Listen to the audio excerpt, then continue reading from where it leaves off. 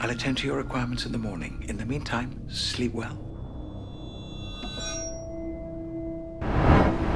So I just finished watching the latest episode of Doctor Who, Knock Knock, that's just been on, and I thought, what shall I do now for the rest of my evening? And then I just had this random idea that I'd just come up and record a review. Completely original, never done that again, probably won't do it again, who knows? Not that I've done it every week for the past 3 weeks since season 10 started. Nope, not at all. Anyway, here's my review of Knock Knock. So Knock Knock is directed by Bill Anderson, who directed last week's episode as well. I think we've worked out a pattern here. Directors are directing 2 episodes in a row, because that's what happened with the first 2 episodes too. So Bill Anderson is back, and it was written by Mike Bartlett.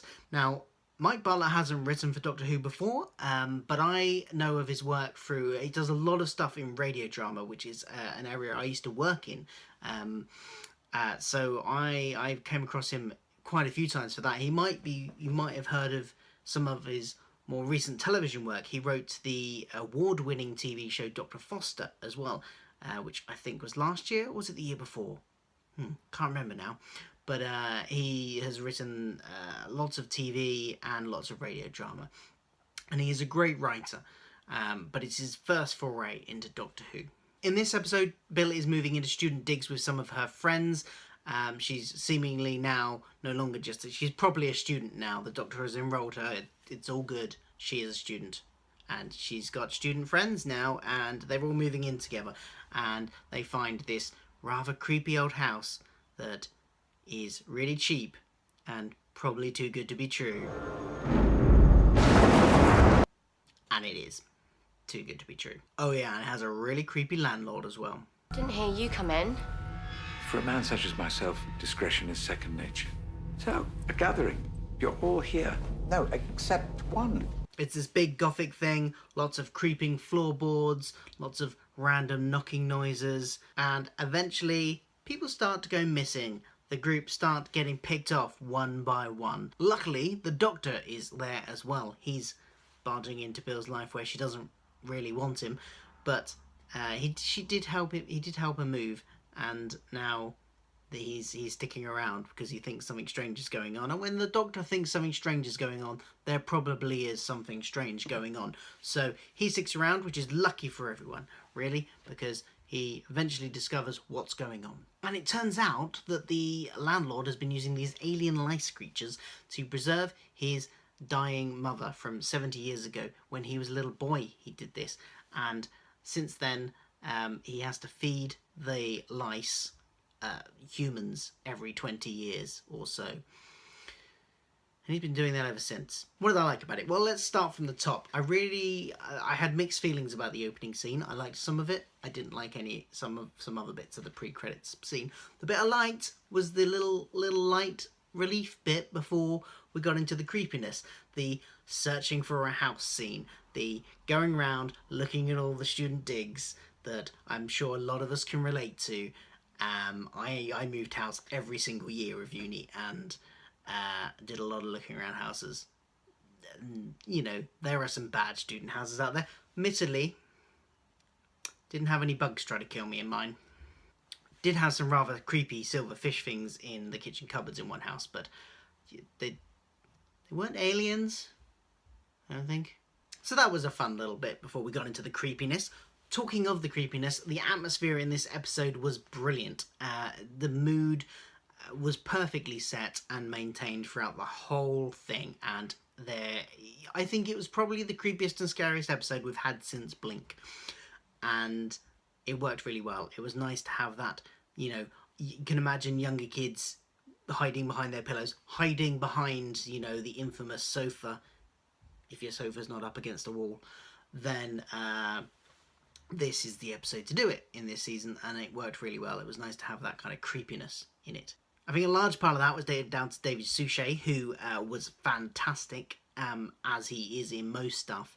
He knocked it out of the park really with this one, I think. He did this brilliant thing. He, you know, embodied creepy, sinister, but also charming and sort of a sweet old man all in one. And then at the very end, when he's embracing his mum, last embrace with his mum, he brought it back to this sort of childlike quality, as if he regressed back to his childhood self with his mum for the very last time, and he did that. That was spot on. Great stuff, David. No, we mustn't end. We have to destroy them. It's our time. No, I don't want to. No. I like the way they're still feeding bits of the mythology for newer audiences through Bill by her asking questions when something comes up. Stuff that we, many of us know and have known for years, but they drip feed it in, and they're drip feeding it in each episode. So the Doctor mentions Time Lords in this one. That's what happens in this one, and she questions us, what are Time Lords?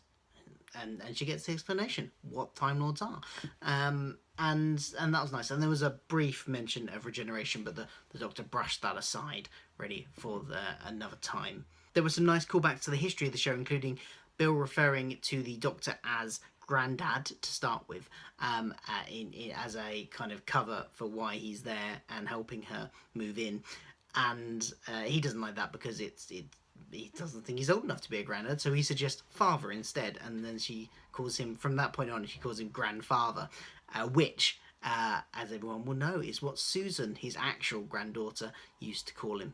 Grandfather, let them go now, please. So that was a nice little callback. There was also mention of Harriet Jones as a previous Prime Minister from New Who, from the David Tennant era, so that was nice. And not revealed in this episode per se, but the writer has revealed that in an interview somewhere, that the character of Harry, one of the flatmates, is meant to be Harry Sullivan's grandson. Harry Sullivan was a companion in the Tom Baker Fourth Doctor era, so that's quite a nice little thing. Even though it didn't actually end up in the final draft of the script, anybody that's seen that interview will know it. It's a nice little thing just to know in your head. There wasn't really much I didn't like about this episode. The pre-credits scene, there was the bit I liked about the landlords going around the houses and stuff.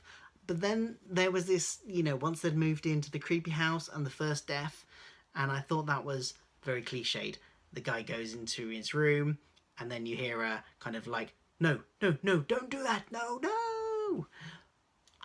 That's very cliched to start with, but also it just isn't real. It feels fake, because when you go into somewhere that you're not expecting someone or some creatures, some lice-like creatures to be, you wouldn't start going, no, please don't. You'd just scream or run away, or why would you communicate with, they're lice. That didn't make any sense. And even before we knew they were lice, the way he was reacting kind of sounded like he'd already knew there was somebody in the room, whereas if you just turned around and there was some random creature, person, whatever in that room, you would not react the way he did. On today's edition of What's in the Vault. So we know the Doctor goes into the vault now. Our little vault coder. Our little vault coder of this week was that he saw him go into the vault, and we gather that he goes in there occasionally, drops things off like pianos and stuff, and the person in there whatever is in there is playing the piano. We still don't know who it is, but I think everything in this scene still points to it being the Master, because I don't know, the interaction, the way that the Doctor was speaking to him, I think sounded very much like an old friend chatting. The Doctor and the Master were best friends, and that's the kind of impression I got with the way he was talking to the person in the vault. So that's my review of this episode. I think I would give this one an 8 out of 10. I think it's probably the best episode of the season so far. I also gave the pilot an 8 out of 10, and I think they're very on par. This one possibly just above it, maybe, but not quite enough to reach a higher grade. 8 out of 10, that's what I'm giving this one. I will probably be back next week for another one, maybe. Who knows? It's Eurovision though, so I'm going to be watching that straight after Doctor Who, so it'll probably be a day or two later that I do that review, because, hey, gotta watch me some Eurovision. See you then.